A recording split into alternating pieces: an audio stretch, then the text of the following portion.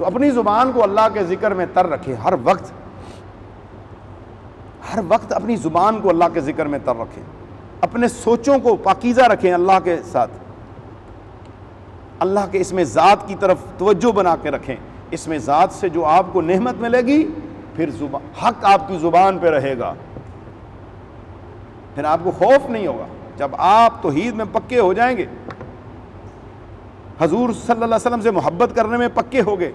رسالت کی سمجھ آ گئی، نبوت کی سمجھ آ گئی، حضور کے معجزات کی سمجھ آ گئی، حضور کے تصرفات کی آپ کو سمجھ آ گئی، آپ توحید کو سمجھ جائیں گے۔ اپنے نبی صلی اللہ علیہ وسلم کا راستہ اختیار کریں،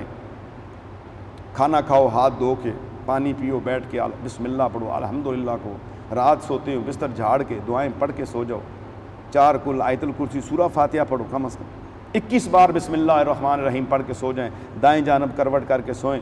نیت کر کے سوئیں کہ میں نے اتنے بجے تہجد پہ اٹھنا ہے یا اتنے بجے فجر پہ اٹھنا ہے۔ آپ کو الارم کی بھی ضرورت نہیں ہوگی اور آپ کو اٹھا دیا جائے گا۔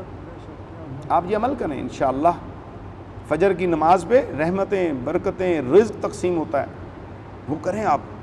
اگر مقروض ہیں، تنگ دست ہیں، ہر ایک کے سوال کا جواب اس میں ہے۔ فجر پہ ٹائم پہ اٹھنا شروع کر دو اور اللہ سے مانگنا شروع کر دو، ہر چیز حل ہو جائے گی۔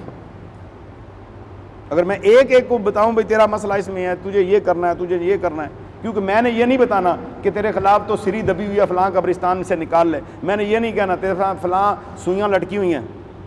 اور تیرے پہ جناب جنات ہیں، نہیں، میں نے یہی کہنا ہے اپنے اللہ کے قریب ہو جاؤ، اپنے اللہ کے قریب ہو جاؤ، اپنے رب کے قریب ہو جاؤ، اپنے مالک کے قریب ہو جاؤ، اپنے رازق کو سمجھو جو تمہیں رزق دے رہا ہے، اپنے رازق کو سمجھو، اپنے خالق کو سمجھو، مخلوق ہو، اپنے مالک کو سمجھو، عبد ہو، معبود کو سمجھو۔